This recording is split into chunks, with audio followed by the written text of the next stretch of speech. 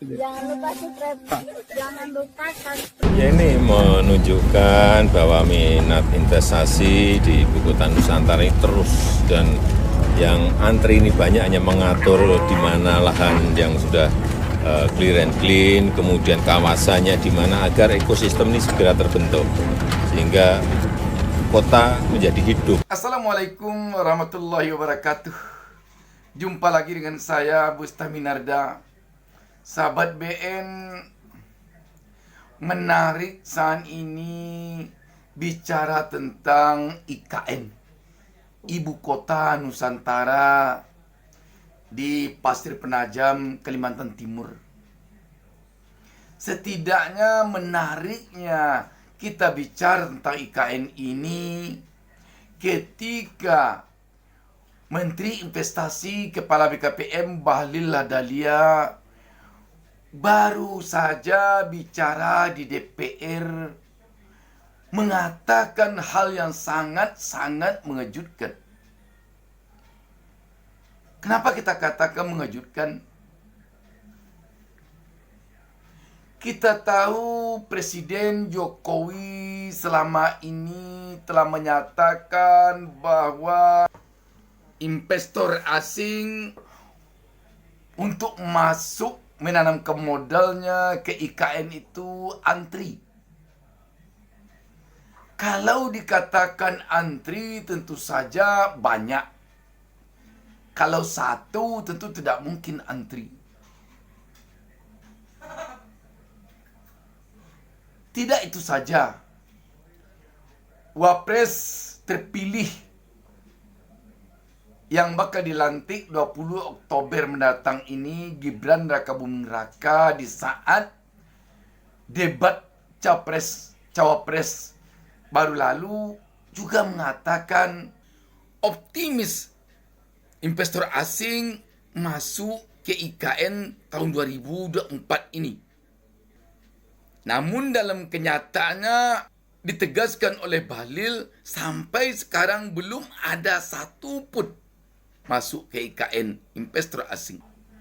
Di hadapan Komisi 6 DPR RI, baru saja Bahlil Lahadalia mengatakan bahwa sampai saat ini belum ada satu pun investor asing yang telah menanamkan modalnya di IKN. Satu pun belum ada. Sekali lagi, satu pun belum ada. Kalau begini tentu timbul pertanyaan, yang benar ini mana sebenarnya? Presiden Jokowi yang benar, Gibran yang benar, atau Bahlil yang benar? Sebaliknya, yang tidak benar ini siapa sebenarnya? Presiden Jokowi yang tidak benar, Gibran yang tidak benar, atau Bahlil yang tidak benar? Tetapi kalau melihat dari penyampaian Bahlil di DPR ini, kita lebih percaya kepada Bahlil jadinya. Sebab Bahlil merupakan pembantu presiden yang secara teknis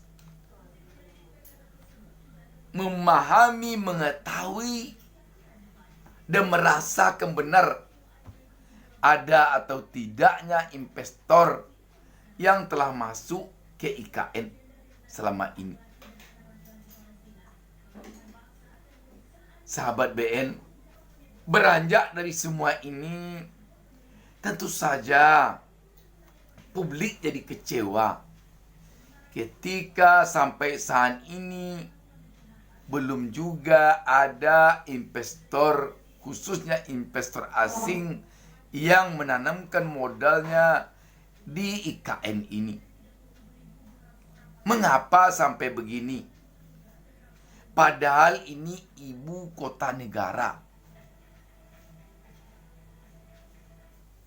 Selaku ibu kota negara, sangatlah tidak masuk akal kalau satu pun investor asing sampai saat ini belum lagi menanamkan modalnya di IKN ini.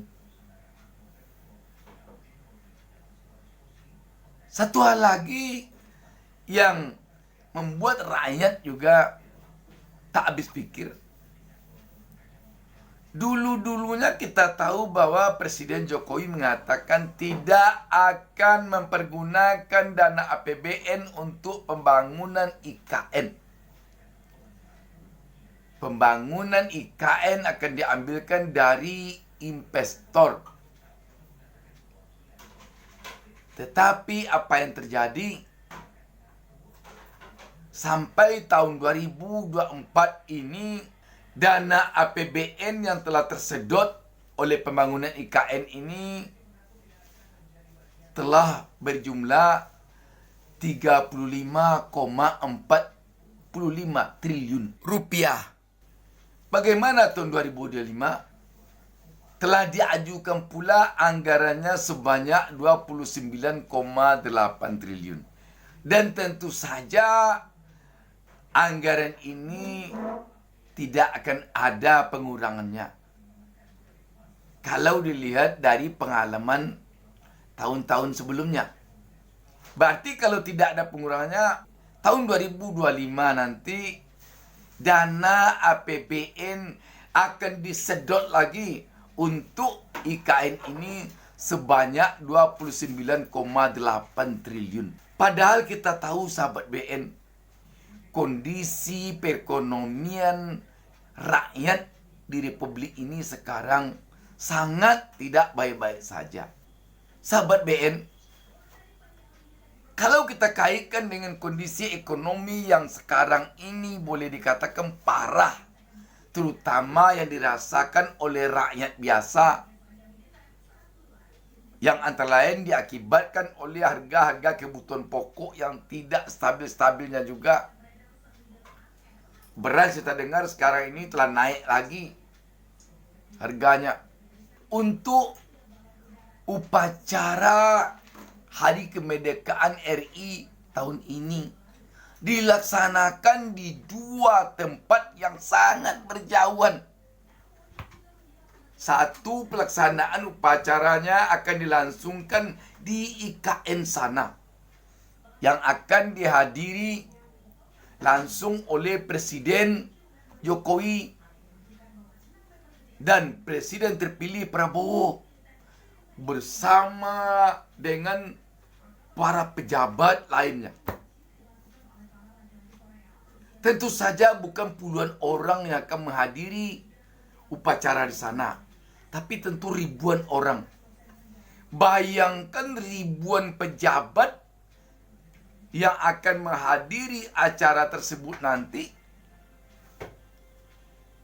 Berapa biayanya ke sana? Belum lagi makan di sana. Belum lagi penginapannya. Semua itu menurut perkiraan kita bukan dari dana pribadinya masing-masing para pejabat itu, tetapi akan diambilkan lagi dari dana negara. Uang rakyat juga yang akan menanggungkannya. Sementara di Jakarta ada lagi upacaranya yang akan dipimpin langsung oleh Wapres Kiai Haji Ma'ruf Amin dan dihadiri oleh Wapres terpilih Gibran.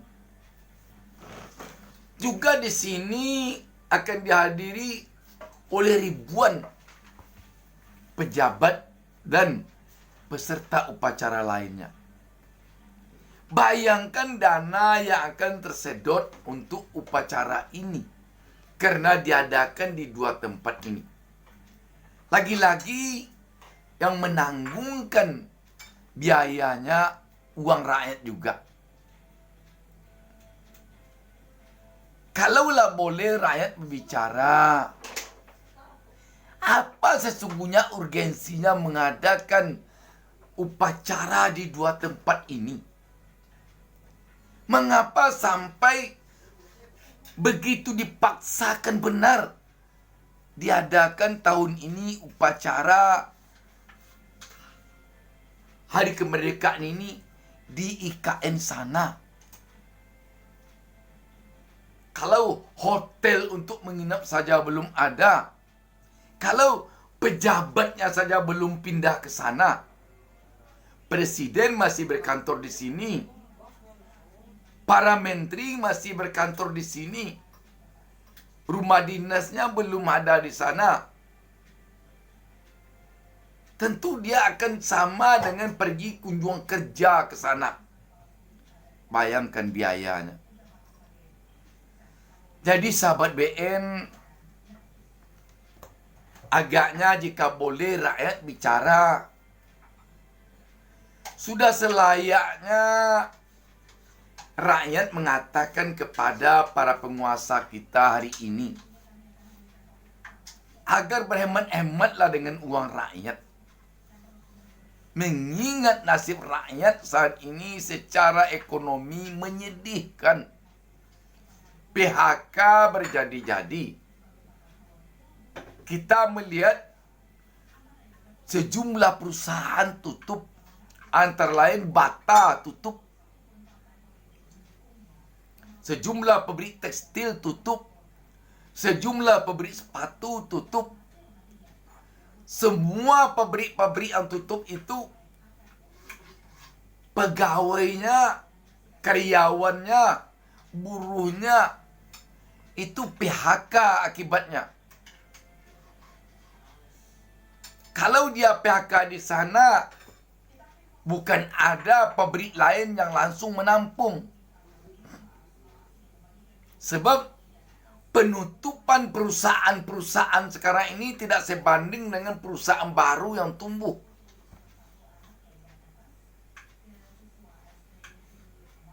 Sahabat BN, sekali lagi, rakyat kalau boleh bicara, rakyat berharap kepada pemerintah agar pemerintah mengerem nafsunya untuk hanya sekedar membuat pencitraan, untuk hanya sekedar membuat monumen yang nanti akan dikenang setelah dia tidak lagi menjabat. Rakyat tidak butuh itu. Rakyat butuhnya sekarang bagaimana ekonomi ini bangkit, bagaimana dia bisa membeli bahan kebutuhan pokok dengan murah, bagaimana dia bisa mendapatkan pekerjaan dengan mudah, bagaimana anak-anaknya bisa sekolah lancar, bagaimana agar judi online ini ditutup supaya ekonomi rakyat bisa tumbuh, agar jangan terjadi lagi bakar membakar di tengah-tengah keluarga karena tidak tahan dia menanggungkan anggota keluarganya yang menghabiskan uang untuk judi. Ada yang membunuh suami karena judi, dan mungkin juga ada yang membunuh istri atau membunuh anaknya karena judi. Satu lagi yang harus dipikirkan oleh pemerintah, menyetop channel-channel game online. Itu sekarang telah sangat memusingkan para orang tua karena anaknya bisa mengamuk, bisa marah kepada orang tuanya kalau dia tidak dibelikan kuota. Bahkan dibelikan pun kuota, kalau dia kalah main game dia ngamuk juga. Dia malas sekolah karena kecanduan main game. Wassalamualaikum warahmatullahi wabarakatuh.